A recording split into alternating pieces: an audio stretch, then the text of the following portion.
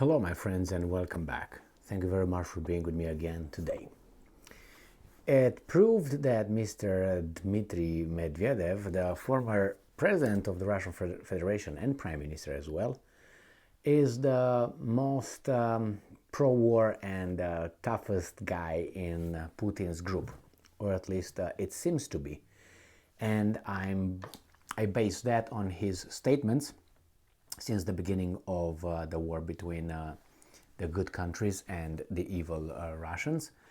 And here he is at work again, Medvedev, and he's going to make another threat, or if you want to take it as a threat, warning, or this is what's going to happen, these are the consequences. You know, like you tell a child, hey, if you're going to break that thing, this is what's going to happen. Or if you don't listen, this is what's going to happen. You threaten the kid, you warn the kid, you tell him what the next steps you have to take as a consequence of his behavior or actions. In this case, Medvedev warns NATO, or everybody, the whole group over there that fights Russia on the territory of Ukraine, that if they deliver NATO aircraft, that means war. That means NATO is at war with Russia.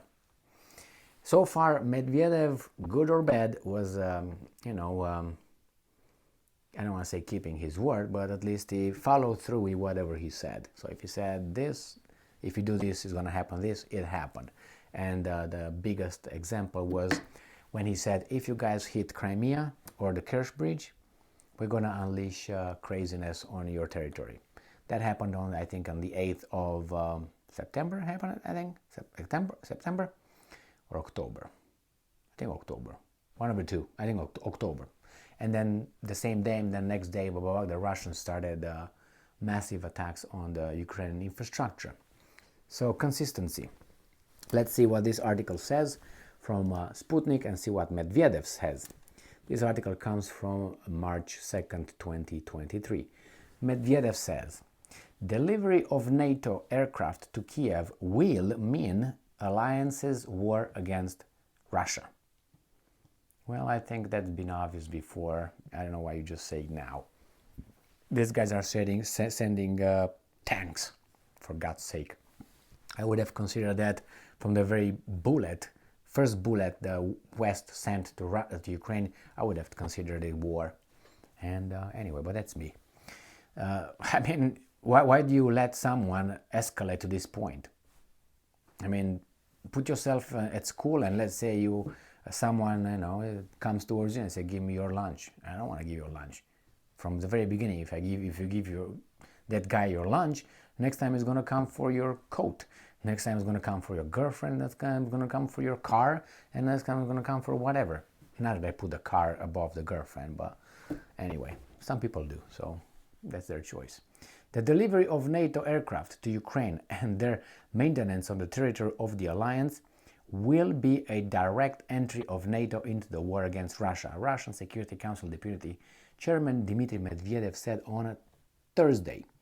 So, the delivery of NATO aircraft to Ukraine and their maintenance on the territory of the alliance will be direct entry of NATO into war against Russia. So not only the delivery, but their maintenance on the territory of the alliance, which could be Poland, usually.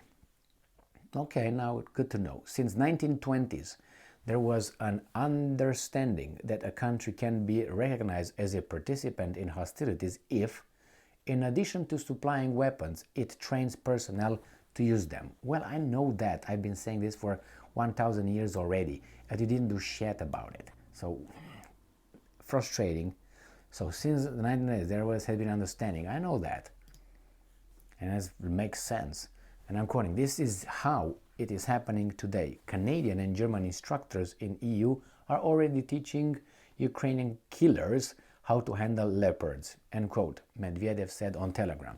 And I'm quoting, if we imagine that NATO aircraft delivered in the future will be serviced by their military on the territory of some overgrown Poland, overgrown, The only possibility taken into account the deplorable state of the defense industry in Malorussia. Malorussia means little Russia. Malorussia. This will be a direct entry of the Atlanticists into the war against Russia, with all the ensuing consequences.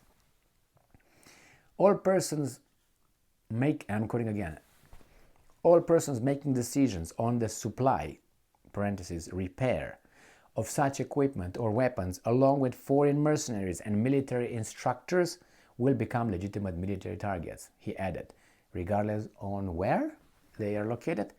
Events in Bryansk region show US, NATO and EU support terrorists. Touching on the recent events of that unfolded in the Bryansk region, Medvedev noted that it showed who is really supported in the US, NATO and the EU.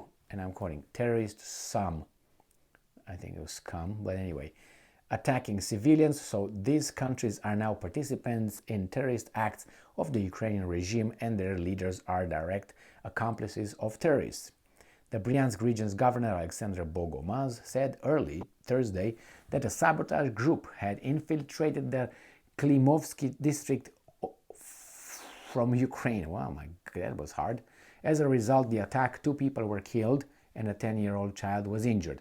Russian President Vladimir Putin called the attack by Ukrainian saboteurs a terrorist act.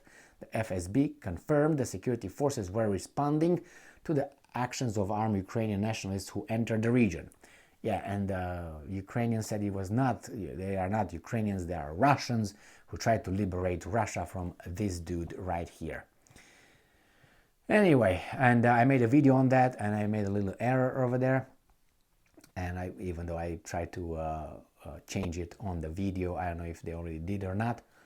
I placed Bryansk a little bit southeast to where actually it is, but it was based on a map that told me that's where it was, and I made a mistake. Bryansk is a little bit northwest from what I showed over there by Belarus, by Chernihiv, Ukrainian Chernihiv Oblast. But anyway, it's about that, like maybe 30 kilometers northwest.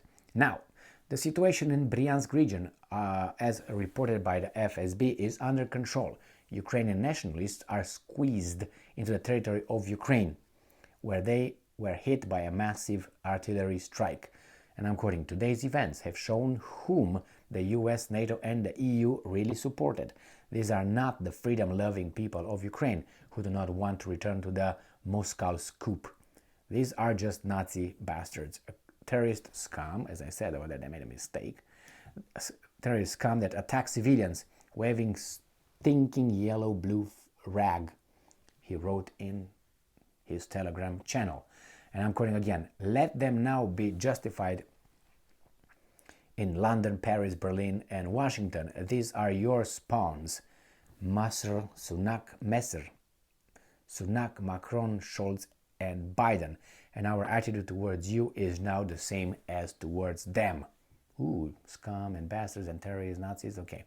And I'm quoting, now your countries are participants in the terrorist acts of the Ukrainian regime, and you are direct accomplices of terrorists. Well, you know, this is that blame game from both sides. I don't know what happened over there in Bryansk. The only thing that I know is some people killed other people.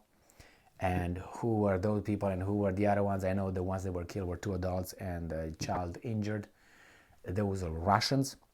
Now, who shot at these guys? Were they supposedly, how do you call them, Russian partisans that fled back to Ukraine? Were Ukrainian nationalists, terrorists, Nazis, whatever, I don't know. Were there just, sabotage groups, troops that are organized by agencies and maybe even conducted by certain kind of agencies? I don't know. We're going to find out. The problem is the Russians said, this is our story. We go with it. Same as the other ones, when they say their story, oh, the Russians destroyed 50 houses and killed 3,000 civilians. That's their story. So, and it was the Russians and did this, and we didn't do anything to it. This is a war not only of bullets and bombs and what else. It's also the war on using words and propaganda. And the problem is like this: Russians don't believe anything, almost anything, what the other guys say. The other guys don't believe anything what the Russians say. The problem is they don't really have access to one another's propaganda. They try to infiltrate one another, and it seems like even the free world. This is strange. I mean, I understand a country that is, how do you want to put it, a hot war, active war with another country. Right? You try to protect the enemy's propaganda to infiltrate your territory, right? And vice versa. You're at war. But in Germany or France, closing Sputnik or Russia Today's offices and banning this and banning that, the European Union, are you at war or you're not at war? And then you say, well, because the Russians are spewing propaganda. What do you do with your newspaper and your BBC and Deutsche Welle and Le Monde and Agence France Presse? These are just okay, 100% true and free and all that. You know what I mean, right? And you have the Voice of America and you have the Free Europe Radio, blah, blah, blah, blah, sponsored by who gives them money, who financed them. When I used to live in the communist Romania, people were listening to this Voice of America and the radio. Oh my God, this guy trying to not let us hear the truth.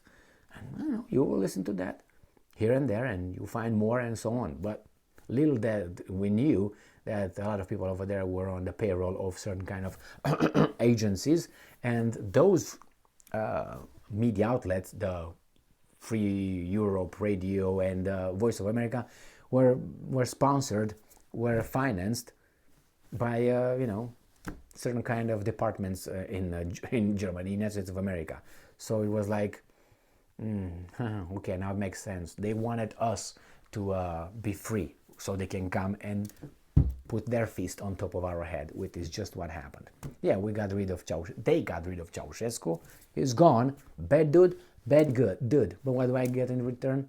A bigger boot on my neck, or their neck. I don't know, man.